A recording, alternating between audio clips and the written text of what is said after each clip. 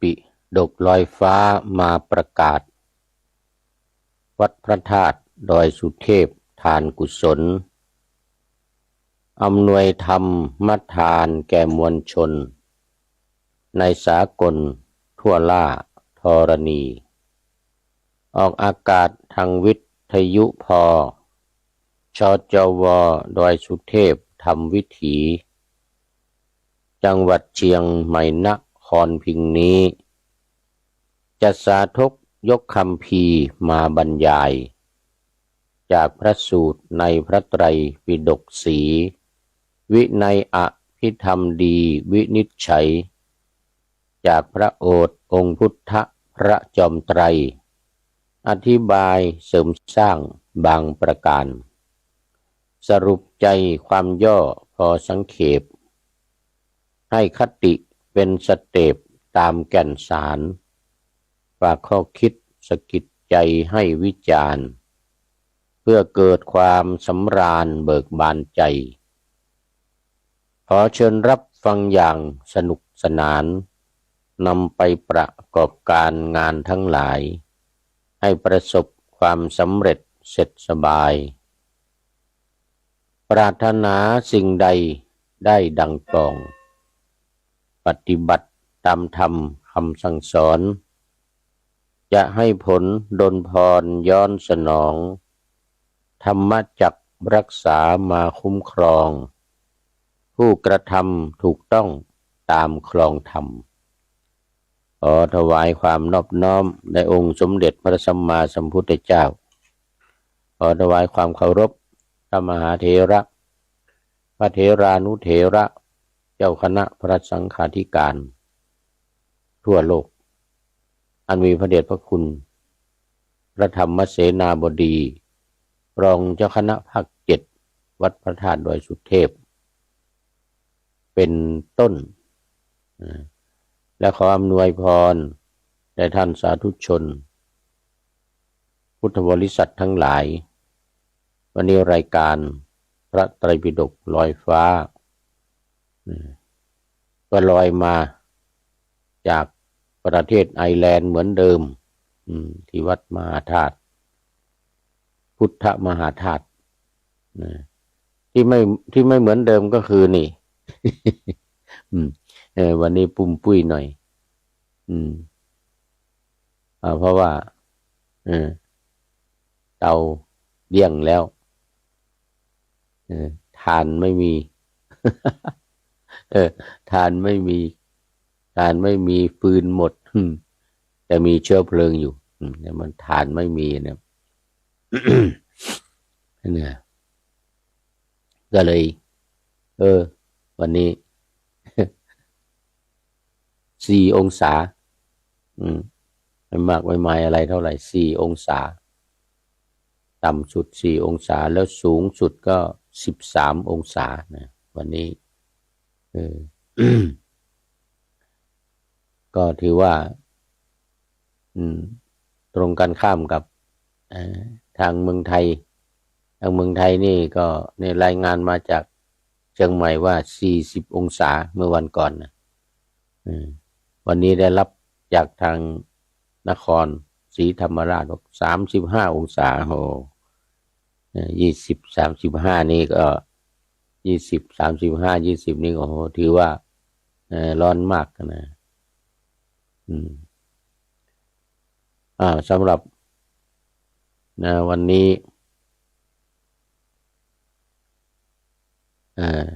ก็เปลี่ยนเวลาคือ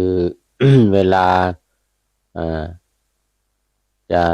ช้ากว่าในเมืองไทยแค่6 ชั่วโมงเปลี่ยนเมื่อวานนี้เองนะตอนนี้ที่นี่เที่ยงคืน34 นาทีที่เมืองไทยก็ตรงกันข้ามนี่ก็คือ6 โมง6 โมงเช้า6 โมงครึ่งกว่าแล้วเนี่ย6 โมงครึ่งกว่าแล้ว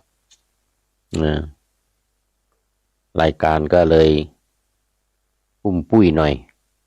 วันนี้ ก็ยังอยู่ในเอ่อ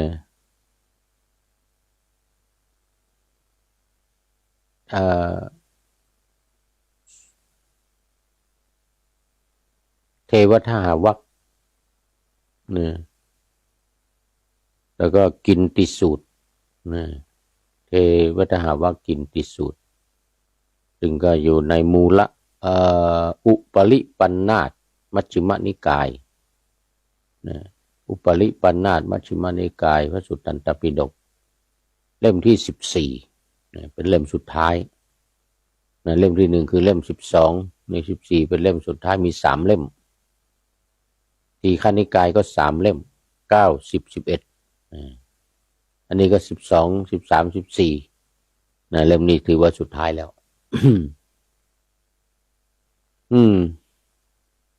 เมื่อวานนี้ก็มาถึงข้อที่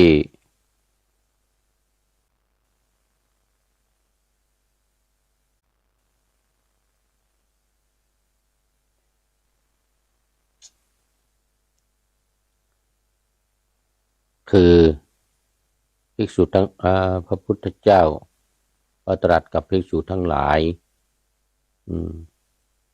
เกี่ยวกับเรื่องของการมีความเห็นที่ไม่ตรงกันทะเลาะวิวาทกันโน่นเนี่ยสืบเนื่องมาจากเมืองโกสัมพีนะที่กรุงโกสัมพีที่ภิกษุทะเลาะกันจนพระพุทธองค์ต้องเสด็จไปอยู่ในป่าเพราะห้ามภิกษุทั้งหลายไม่ได้แต่ว่าเรื่องนี้กินติสูตรเนี่ยก็เป็นเรื่องของการแก้ปัญหาการแก้ปัญหาเฉพาะหน้าแก้ปัญหาเฉพาะหน้าเมื่อวานนี้ก็มาถึงตอนที่ว่าถ้าเธอทั้งหลายเนี่ยมีความคิดนะมีความคิด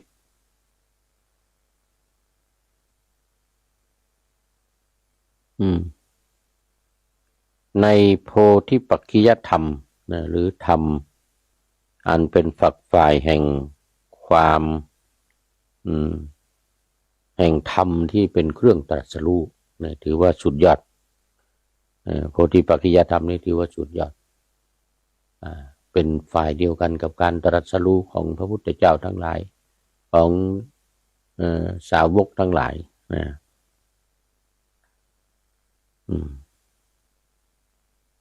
เหล่านั้นว่าท่านเหล่านี้มีความขัดแย้งกันโดยอัตและ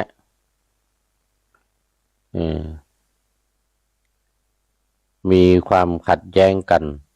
โดยพยัญชนะความหมายต่างๆกันเช่นสติปัฏฐานเนี่ยหมายถึงกายเวทนาจิตธรรมอย่างนี้อันนี้คือที่ว่าแตกต่างกันโดยเนื้อหาโดยอรรถะส่วนแตกต่างกันโดยพยัญชนะนั่นก็คือคำพูดคำที่ใช้เป็นภาษาบาลีเช่นกรรมฐานังกรรมฐานโนกรรมฐานาอย่างนี้เมื่อวานก็มาถึงตอนนี้แล้วก็มีความเดี๋ยวทะเลาะกันแล้วก็การแก้ปัญหาที่ทะเลาะกันนั้นจะทำยังไงพระองค์ตรัสว่าภิกษุทั้งหลายเมื่อเธอทั้งหลายสามัคคีกันร่วมใจกันไม่ทะเลาะไม่วิวาทกันศึกษากันอยู่เนี่ยรูปใดรูปหนึ่งต้องอาบัติล่วงละเมิดบัญญัติเธอทั้งหลายไม่ควรกล่าวหาภิกษุรูปนั้นด้วยข้อกล่าวหาในเรื่องนั้นถ้ามีการปฏิบัติผิด ในอาบัติก็ไม่ควรที่จะไปกล่าวหาในข้อนั้นนะพึงใคร่ควรบุคคลก่อนว่าความไม่ลำบากจักมีแก่เราและความไม่ขัดใจทั้งหลายมีความเห็นอย่างนี้ก็ควรกล่าวหาในการที่ว่าแต่ถ้าปกติแล้วไม่ควรไปกล่าวหาอันหนึ่งถ้าเธอมีความเห็นว่าเห็นว่าความที่เรานี่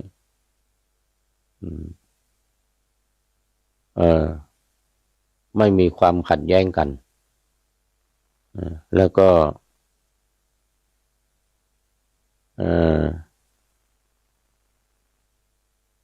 ความขัดข้องจักมีแก่บุคคลอื่นเพราะว่าคนอื่นนั้นเขาเป็นคนที่มักโกรธผูกโกรธไว้เป็นคนดื้อรั้นสละคืนอาบัติได้ยากและเราก็สามารถในการที่จะให้เขาออกจากอกุศลและตั้งอยู่ในกุศลได้กุศลนั้นเป็นเรื่องใหญ่กว่าถ้าเธอทั้งหลายมีความเห็นอย่างนี้ก็ควรกล่าวหาเธอเมื่อเธอมีความผิดอันหนึ่งถ้าเรื่องความลำบากของเรานี้เป็นเรื่องเล็กน้อยส่วนเรื่องที่เราสามารถได้นั้นเป็นเรื่องใหญ่กว่าถ้าเธอทั้งหลายมีความเห็นอย่างนี้ก็ควรที่จะกล่าวหาเขาได้ควรจะกล่าวหาเขาได้ภิกษุทั้งหลายแต่ถ้าเธอทั้งหลายมีความเห็นว่า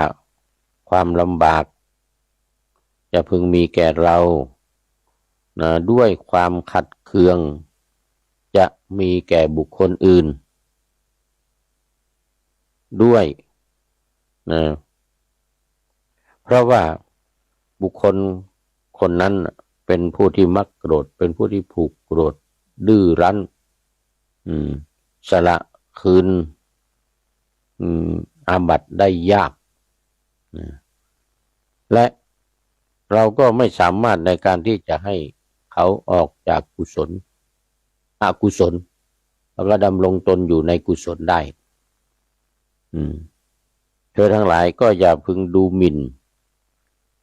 ควรวางเฉยในบุคคลเช่นนี้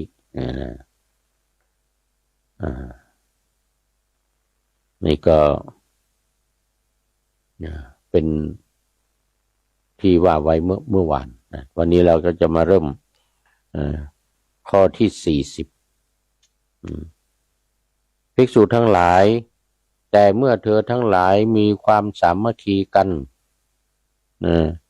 ร่วมใจกันไม่วิวาทกันเนี่ยศึกษาอยู่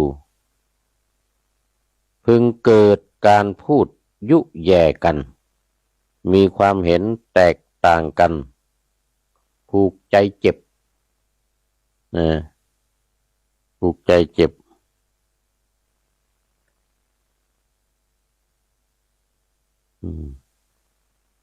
ไม่เชื่อถือกันไม่ยินดี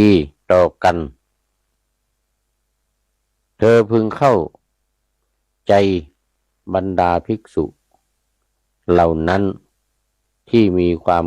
ขัดแย้งกันมีความเห็นอย่างเดียวกันไม่ลงรอยกันในที่นั้นว่าพระภิกษุใด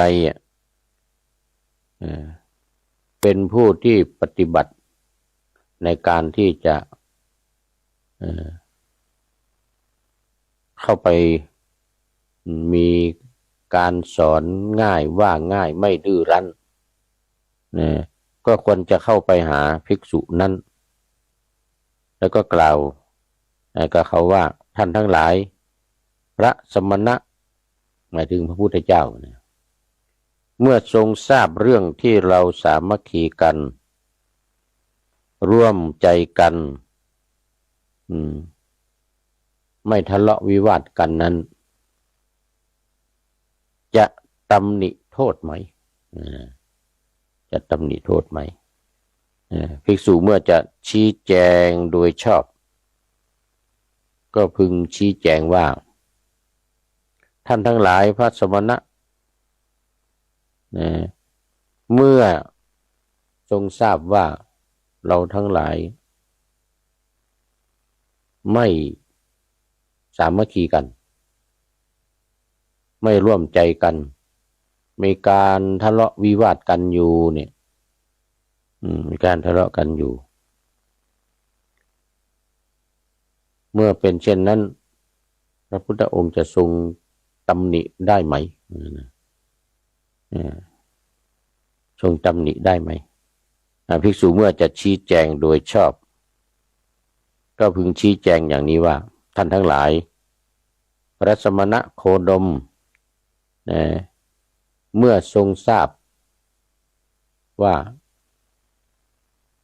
เราทั้งหลายเป็นผู้ที่ไม่สามัคคีกันไม่ร่วมใจกันทะเลาะวิวาทกัน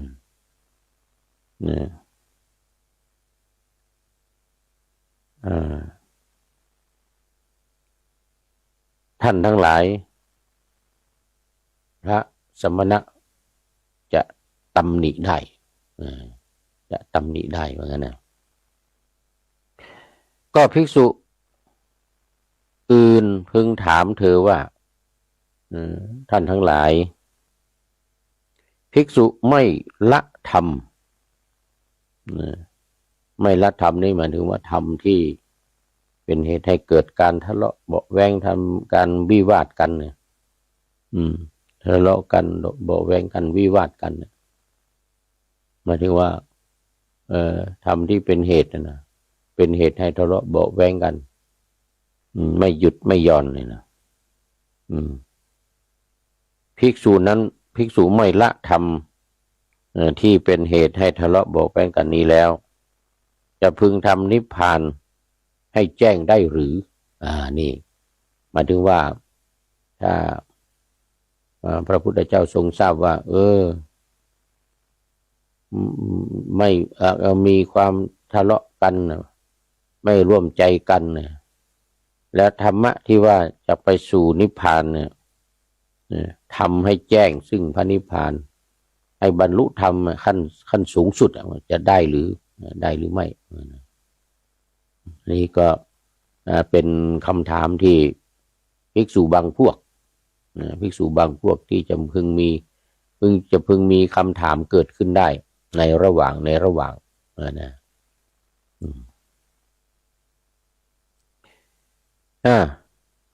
ภิกษุเมื่อจะ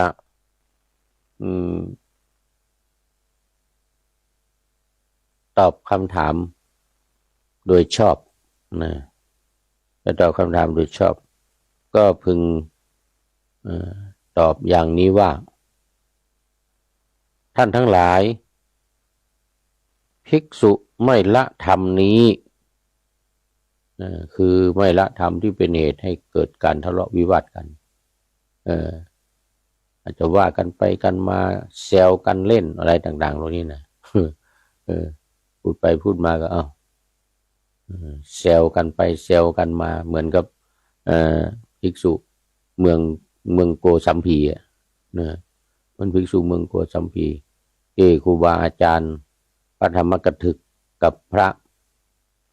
เนี่ยวินัยทรเนี่ยก็ตกลงกันแล้วตกลงกันแล้วปรงอาบัติกันเรียบร้อยแล้วเพราะว่าถือว่าไม่รู้แล้วทำลงไปก็ปรงอาบัติกันเรียบร้อยทีนี้แต่ว่าลูกศิษย์นี่นะลูกศิษย์นี่ก็พากันทะเลาะกันอยู่พากันทะเลาะกันอยู่ไม่ขาดสายอย่างนั้นทีนี้ก็จนพุทธองค์ก็เสด็จไปห้ามแล้วก็ยังไม่ยอมกัน ยังว่ากันไปว่ากันมาอยู่ไม่ยอมหยุดไม่หย่อนว่างั้นนะไม่หยุดไม่หย่อนพระองค์ก็เลยเสด็จหนีไปอยู่ในป่ามีช้างกับลิงคอยอุปถัมภ์อุปถัมภ์นะแต่ในกรณีนี้เนี่ยภิกษุที่ได้รับคำถามจากภิกษุอื่นเนี่ยรับคำถามจากภิกษุอื่นเนี่ยก็พึงตอบอย่างนี้ตอบอย่างนี้ต่อจากนั้นเธอทั้งหลายพึงเข้าใจบรรดาภิกษุทั้งหลายผู้เป็นฝักฝ่ายเดียวกันกับภิกษุเหล่าอื่นว่าท่านทั้งหลายพระสมณะเมื่อทรงทราบความที่เราทั้งหลายเป็นผู้ไม่สามัคคีกันไม่ร่วมใจกันแล้วก็มีการทะเลาะกันอยู่ไม่ขาดสายเนี่ยทะเลาะกันอยู่ไม่ขาดสายก็พึงเข้าใจบรรดาภิกษุเหล่านั้นผู้ที่มีความเห็นไม่ลงรอยกันนั้นว่าภิกษุใดที่มีความปฏิบัติว่าง่ายกว่าพอที่จะแก้ไขได้ไม่ดื้อไม่ทะเลาะวิวาทกันเนี่ยก็ควรเข้าไปหาภิกษุรูปนั้นแล้วก็กล่าวว่าท่านทั้งหลายพระสมณโคดมเมื่อทรงทราบเรื่องความที่เราทั้งหลายไม่ลงรอยกันทะเลาะกันไม่เชื่อถือกันเนี่ยพระสมณโคดมจะตำหนิไหม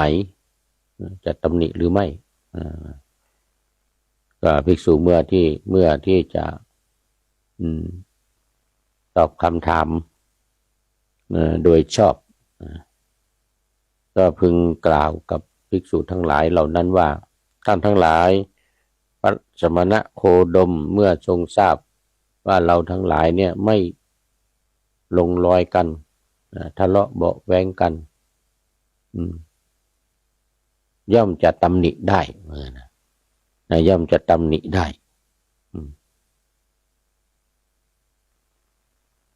ก็เมื่อ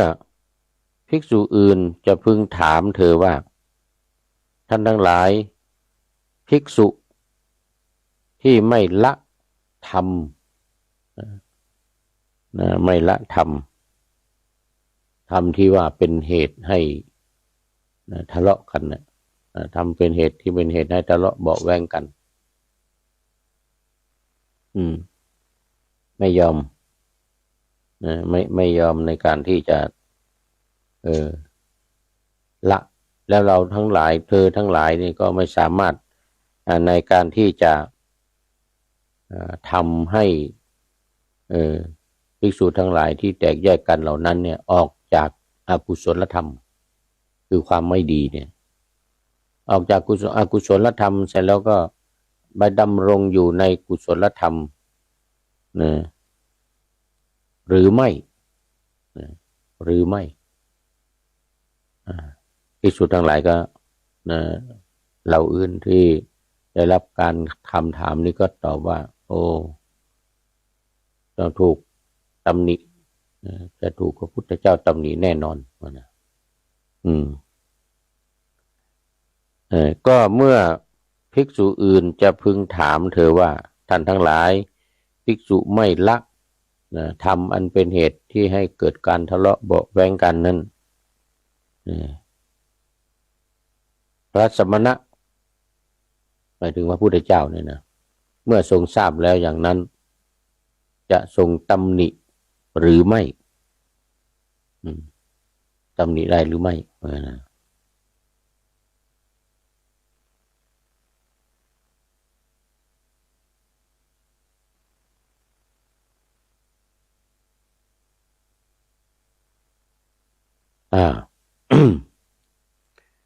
ก็เมื่อภิกษุอื่นพึงถามอย่างนั้นว่าพระพุทธเจ้าเนี่ยจะตำหนิหรือไม่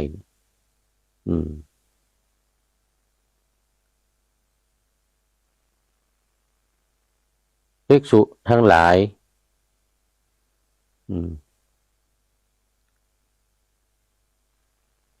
ถ้าภิกษุเหล่าอื่นพึงถามภิกษุทั้งหลายเหล่านั้นว่าท่านผู้มีอายุภิกษุทั้งหลายเหล่านี้ของเราเนี่ยทั้งหลายเนี่ยอันท่านให้ออกจากอกุศลธรรมแล้วหรือคือให้ออกจากกุศลธรรมแล้วก็ดำรงตนอยู่ในธรรมที่เป็นกุศลแล้วหรือ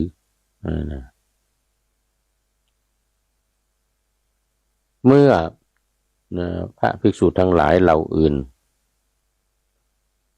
ได้ถาม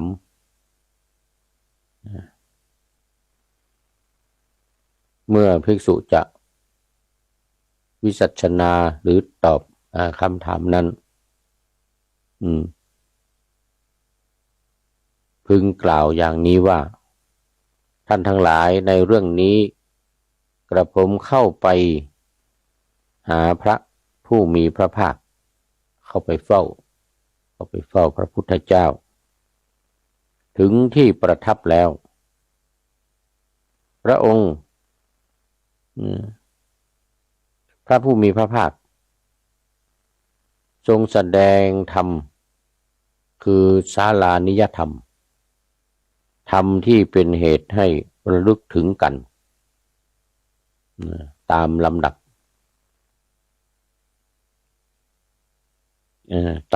บแก่กับผมก็ได้ฟังธรรม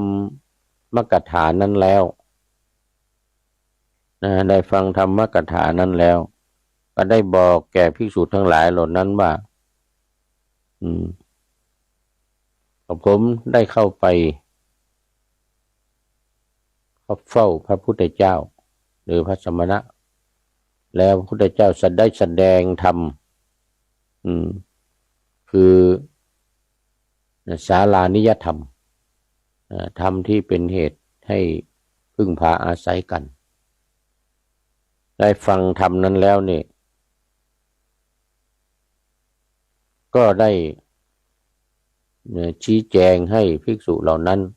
ที่ทะเลาะกันให้ออกจากอกุศลธรรมนี่แล้วก็ดำรงตนอยู่ในกุศลธรรมแล้วนี่คือให้กลับทูลถามพระพุทธองค์ก่อนเมื่อได้คำตอบแล้วจึงมาตอบให้กับภิกษุทั้งหลายนั้นฟังอีกทีหนึ่งภิกษุเมื่อชี้แจงอย่างนี้ชื่อว่าไม่ยกตนไม่ข่มบุคคลอื่นและชื่อว่าชี้แจงอย่างสมเหตุสมผลไม่มีเลยที่คำกล่าวเช่นนั้นแหละหรือคำกล่าวต่อกันมาจะเป็นเหตุให้ถูกตำหนิได้จะเป็นเหตุให้พระพุทธองค์ตำหนิจะเป็นไปไม่ได้เพราะว่านอกจากที่ว่าเป็นคนไม่ทะเลาะเบาะแว้งกันแล้วก็ไปกราบทูลถามพระพุทธเจ้าทรงแสดงธรรมเรื่องศาลานิยธรรมธรรมที่เป็นเหตุให้ระลึกถึงกันแล้วเนี่ยแล้วก็ได้เล่าให้กับภิกษุเหล่านั้นฟังภิกษุเหล่านั้นนี่เมื่อได้รับฟังแล้วก็มีความสามารถในการออกจากอกุศลธรรมหรือข้อที่ผิดพลาดอกุศลธรรมข้อที่ผิดพลาดข้อที่ไม่ตรงไม่ต้องตามเหตุตามผลแต่ว่าได้รับการชี้แจงจากภิกษุโดยชอบก็เลยชี้แจงไปว่า แต่ผมเนี่ยได้ไปกราบทูลพระพุทธเจ้าพระพุทธเจ้าแสดงศาลานิยธรรมให้แล้วก็เล่าให้กับภิกษุเหล่านั้นฟังนี่ภิกษุเหล่านั้นเมื่อได้รับฟังแล้วนี่ก็เกิดความเบื่อหน่ายเกิดความเบื่อหน่ายคลายกำหนัดคลายการทะเลาะเบาะแว้งกันติดต่อประสานงานกันโดยสะดวกสบายภิกษุเมื่อชี้แจงอย่างนี้ถือว่าเป็นการชี้แจงอย่างสมเหตุสมผลไม่มีใครเลยในการที่ว่าในการที่จะได้ถูกตำหนิคือภิกษุทั้งหลายที่อีกพวกหนึ่งอีกพวกหนึ่งที่จะมาถามภิกษุที่ทำการวินิจฉัยอยู่เนี่ยว่าได้ทำตามขั้นตอนทำตามขั้นตอนในการที่จะให้ภิกษุทั้งหลายเหล่านั้นออกจากอกุศลธรรมคือมีความคิดเห็นที่ไม่ถูกต้องไม่ตรงกันเนี่ยนะออกจากกุศลธรรมนั้นแล้วให้ดำรงตนอยู่ในธรรมที่เป็นกุศลคือในความดีเช่นทางกายกรรม3วจีกรรม4ทางมโนกรรมอีก3อย่างที่เรียกว่าออกจากอกุศลธรรมอกุศลธรรมนี่ก็คือทุจริตอย่างเงี้ยทุจริตทั้ง10อย่างเนี่ยทุจริตทั้ง10อย่างนี้คือหมายถึงว่าที่เป็นกายยักษ์ทำเป็นไปทางกายเนี่ยที่เป็นไปทางกายคือ การฆ่าสัตว์การลักทรัพย์การที่ถือเอาสิ่งของที่เจ้าของเขาไม่ได้ให้แล้วก็ประพฤติผิดประพฤติผิดในพรหมจรรย์ประพฤติผิดในพรหมจรรย์คือความบริสุทธิ์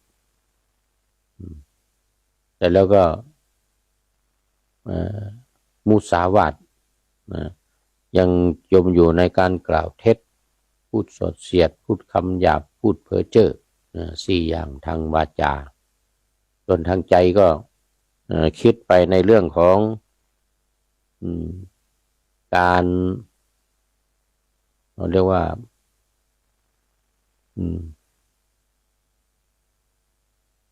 พยาบาทหรือวิหิงสาการมีเบียดเบียนซึ่งกันและกันแล้วก็ความคิดที่เห็นผิดเป็นมิจฉาทิฏฐิเป็นมิจฉาทิฏฐิที่สำคัญก็คือมีความละโมบมีความละโมบมีความโลภมากเกินไปเหล่านี้เรียกว่ายังตั้งอยู่ในคุณธรรมที่พอจะเอื้อเฟื้อเผื่อแผ่กันได้เมื่อชี้แจงไปอย่างนี้ก็ไม่มีใครที่จะได้รับการตำหนิติเตียนแม้พระพุทธองค์ก็ไม่ทรงตำหนิเมื่อได้ตรัสถามความเป็นจริงแล้วดังนั้นภิกษุเมื่อที่จะชี้แจงข้อเท็จจริงดังกล่าวนั้นก็พึงชี้แจงดังกล่าวมานี้ว่าตราบใดที่คนเนี่ยถึงแม้ว่าจะมีความเห็นแตกต่างกันไปบ้างแต่ความประพฤติลงรอยกันได้ลงรอยกันได้คือไม่คิดว่าตัวเองเนี่ยจะลำบากแล้วก็ไม่คิดในการที่ว่าคนอื่นเนี่ยจะมีความสามัคคีกันไม่ดื้อรั้นไม่หัวแข็งเนี่ยเมื่อลงรอยกันได้ใน ทั้งในอัตทั้งโดยพยัญชนะทั้งโดยอัตก็คือโดยเนื้อหาสาระเนื้อหาสาระ อย่างที่ตัวอย่างก็คือว่าในเรื่องของการไม่ประกอบด้วยทุจริตนะทั้ง10อย่างอันนี้เป็นต้นอันนี้ชื่อว่าการชี้แจงของภิกษุนั้นเนี่ยไม่ได้ยกตัวเองเนี่ยขึ้นไปข่มคนอื่นไม่ยกตัวเองแล้วก็ข่มคนอื่นแล้วก็ถือว่าไม่ข่มเนี่ยนอกจากว่ายกตัวเองแล้วก็ข่มคนอื่นด้วยไม่ข่มบุคคลอื่นได้และชื่อว่าชี้แจงอย่างสมเหตุสมผลเป็นการชี้แจงอย่างสมเหตุสมผล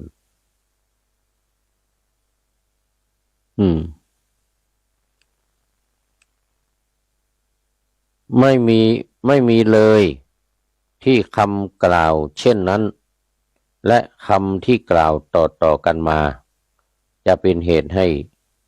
ถูกตำหนิติเตียน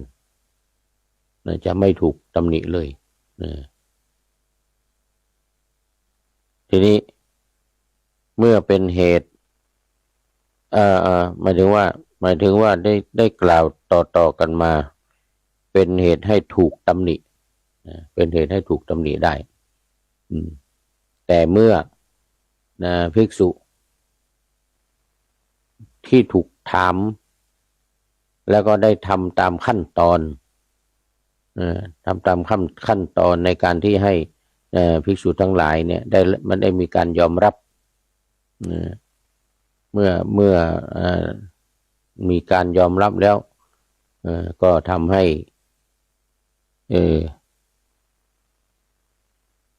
ชี้แจงไปอย่างสมเหตุสมผลโดยไม่มีใครที่จะมาตำหนิติเตียนได้ดังนั้นในเรื่องนี้สรุปใจความเนื้อหาที่สำคัญก็คือว่า1มีความสามัคคีกัน2ร่วมใจกัน3ไม่วิวาทกันเลยและศึกษาอยู่ซึ่งธรรมวินัยพึงเกิดความพูดแม้ว่าจะเกิดความพูดที่บางภิกษุบางพวกที่มีการยุแย่กัน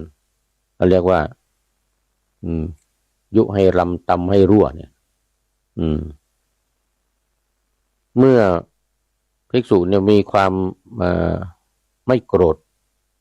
ไม่ผูกโกรธต่อกันและกันไม่ผูกใจเจ็บไม่แตกแยกมีความเห็นไม่แตกแยกกันแล้วก็ไม่ผูกใจเจ็บในเมื่อครั้งที่ผ่านมาที่ว่าไม่เชื่อถือกันเนี่ยไม่เชื่อถือกันและไม่ยินดีต่อกันไม่ยินดีต่อกันนี่ถือว่ามีธรรมดำคอยกำจัดคอยเบียดเบียนอยู่คอยกำจัดคอยเบียดเบียนอยู่โดยไม่ชอบในที่สำคัญในนี้ก็จะเน้นที่ว่าในบรรดาภิกษุทั้งหลายที่เป็นฝักเป็นฝ่ายกันเนี่ยภิกษุใดมีความเห็นตรงสามัคคีกันร่วมใจกันร่วมใจกันแล้วก็ไม่ทะเลาะวิวาทกันไม่นำเอาเรื่องเล็กๆน้อยๆนำเอาเรื่องที่ไม่เป็นเรื่องเนี่ยมาเป็นอุปสรรคในการที่จะอยู่ร่วมกันเพราะว่าทั้ง2อย่างคืออย่างที่เป็นการอนุโลมและอย่างที่ไม่มีการอนุโลม นี่คือว่าเป็นหัวใจสำคัญดังนั้นจึงต้องชี้แจงโดยเหตุโดยผลไม่ว่าโดยพละการไม่มีความลำเอียงจากคนหนึ่งไปหาคนหนึ่งไม่มีความลำเอียงอย่างนี้เป็นต้นนะแล้วภิกษุนะเมื่อถูกภิกษุอื่นถามเนี่ยก็ต้องตอบโดยมีเหตุมีผลโดยอ้างพระพุทธเจ้าที่ตัวเองได้เข้าเฝ้าโดยได้รับฟังมาว่าเมื่อจะตอบแล้วก็พึงตอบว่าภิกษุทั้งหลายภิกษุไม่ละธรรมนี้แล้วพึงทำนิพพานให้แจ้งไม่ได้ถ้ายังมีธรรมคือเป็นเหตุที่ทะเลาะวิวาทกันอยู่เนี่ยไม่สามารถที่จะบรรลุคุณธรรมขั้นสูงถึงพระอรหันต์ได้อาจจะมีอยู่ชั้นต้นชั้นสกทาคามีลงมาเนี่ยแล้วก็ชั้นโสดาบันชั้นโสดาบันก็พึงว่าจะได้ทำให้แจ้งได้แล้วก็ไม่มีใครตำหนิไม่มีใครตำหนิติเตียนไม่มีแผลว่างั้นนะไม่มีแผลในการที่จะเป็นช่องว่างเป็นช่องที่ให้คนอื่นตำหนิติเตียนได้ที่สำคัญอยู่ในโพธิปักขิยธรรมแล้วก็พวกโพธิปักขิยธรรมที่มีพวกอิทธิบาท4อินทรีย์5พละ5พวกนี้นะอินทรีย์5พละ5ในการประกอบนำชี้นำและที่สำคัญอีกอย่างหนึ่งที่สรุปเอาไว้ก็คือว่า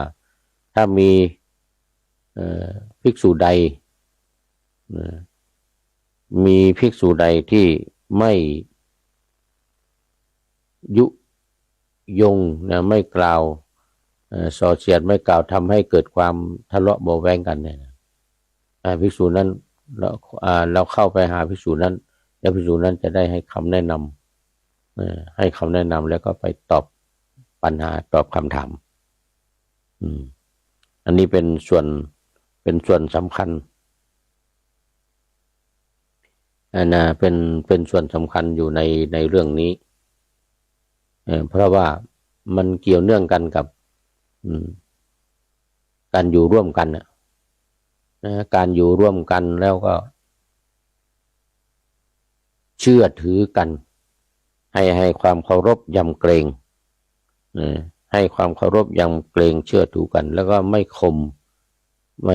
ไม่ยกตนนะเวลาพวกนี้ไม่ยกตนขึ้นแล้วก็ไม่ข่มคนอื่นทำให้เจ็บช้ำน้ำใจทำให้ผิดหวังเนี่ยอย่างนี้ไม่ได้ทีนี้ต่อมาภิกษุนั้นเมื่อชี้แจงอย่างนี้แล้วเนี่ย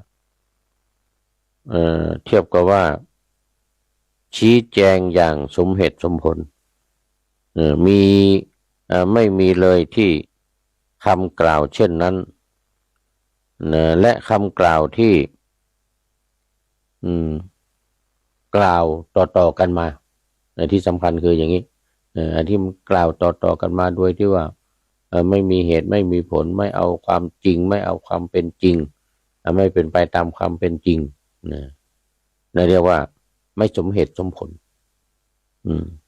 ไม่สมเหตุสมผลคือเบื้องต้นที่ว่าถ้าหากว่ายังคิดว่ามันเป็นประโยชน์ต่อเราแล้วก็คนอื่นก็ได้รับประโยชน์ด้วยอย่างเงี้ยอันนี้ก็พึงคัดค้านเหมือนกันนะพึงคัดค้านพึงกล่าวหาเขาได้แต่ถ้าตรงกันข้ามนี่ไม่สามารถที่จะไปกล่าวหาเขาได้ไม่ทำให้ผิดหวังและที่สำคัญคือเท่าที่ได้ไปเข้าเฝ้าพระศาสดาที่มันเกี่ยวข้องกันอยู่นี้ก็คือพระศาสดาคอยสอบถามแนวทางช่องว่างเนี่ย ทำช่องว่างนี้อยู่เสมอนะดังนั้นการที่ทำให้คนหรือภิกษุรูปใดรูปหนึ่งภิกษุที่เจริญรอยตามมัคคะสมังคีนะมัคคะสมังคีเขาเรียกว่ามีความยืดหยุ่นไปตามเหตุการณ์ได้จะไม่มีคำติฉินนินทาจากใครแม้แต่พระพุทธเจ้าเองหรือพระศาสดาเองนี่ก็ไม่มีความขัดแย้งกับพระศาสดาที่ได้เข้าเฝ้ามีศาลานิยธรรมเป็นต้นที่พระองค์ทรงแสดงก็ยกมาอ้างยกมาอ้างได้ดังนั้นพอจะสรุปเนื้อหาของกินติสูตรเนื้อหาของกินติสูตรนี้ที่พระพุทธเจ้าได้ให้ความเห็นได้ให้ความเห็นในการที่ว่า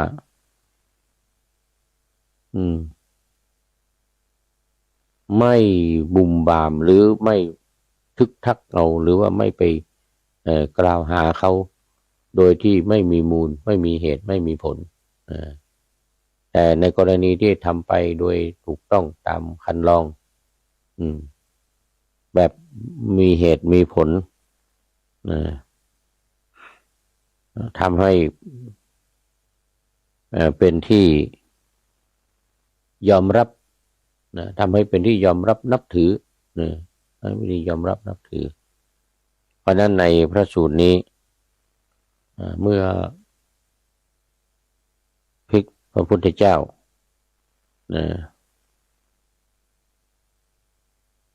ได้ตรัสอย่างนี้แล้วเนี่ยภิกษุทั้งหลายเหล่านั้นก็ได้พากันชื่นชมยินดีพระภาสิทธิ์ของพระพุทธเจ้าเป็นอย่างยิ่ง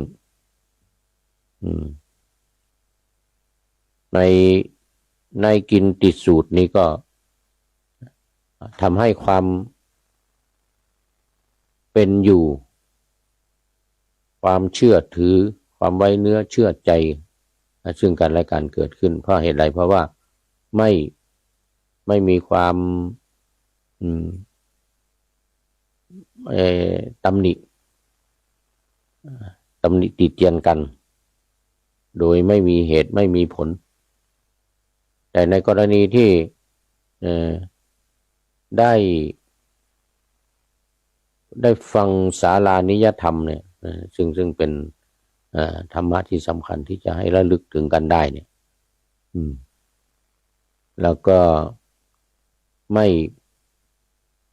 ม่ทำให้ภิกษุหรือผู้ที่มีความผิดนั้นได้ผิดข้องหมองใจทำโดยเขาเรียกว่าแบบโดยละมุนละม่อม โดยละมุนละม่อม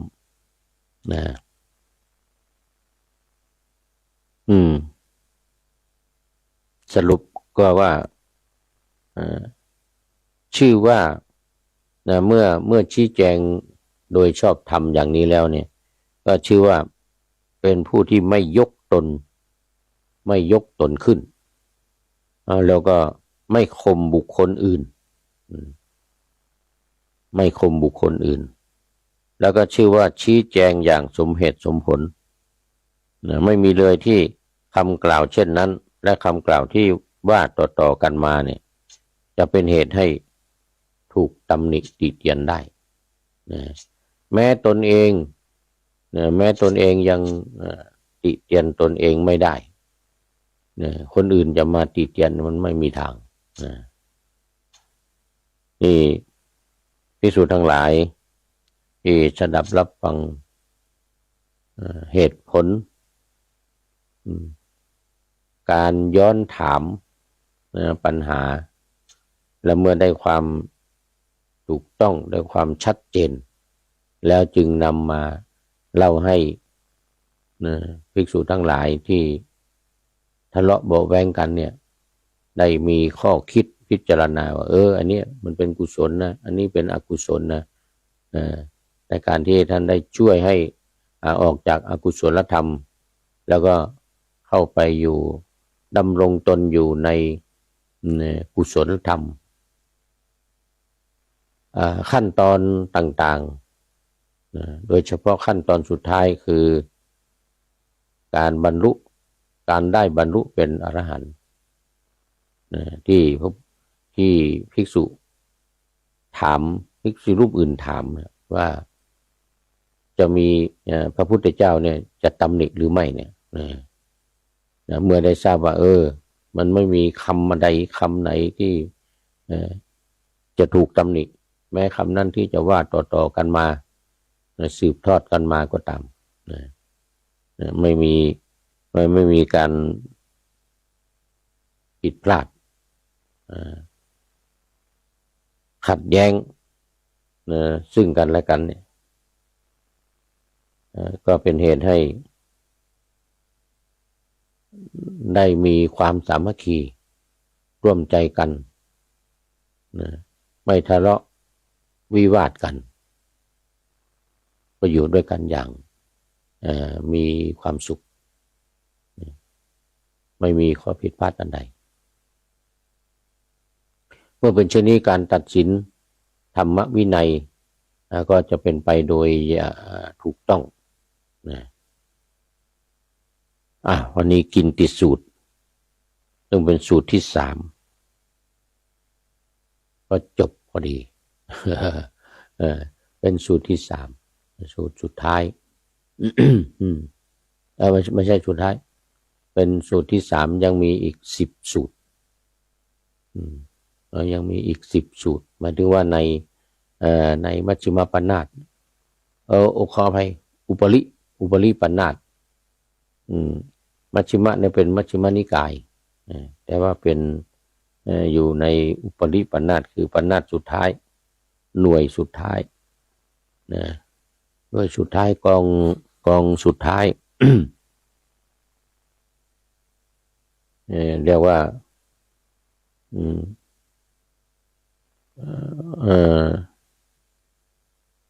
ในการที่จะทำให้เป็นเหตุหรือไม่เป็นเหตุที่จะให้ถูกตำหนิติเตียนแต่ว่าเมื่อได้ตอบคำถามแล้วอยู่กันอย่างสบาย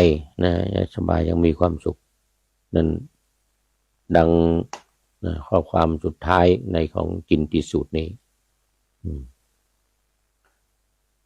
วันนี้ก็จบพอดี จบพอดีนะ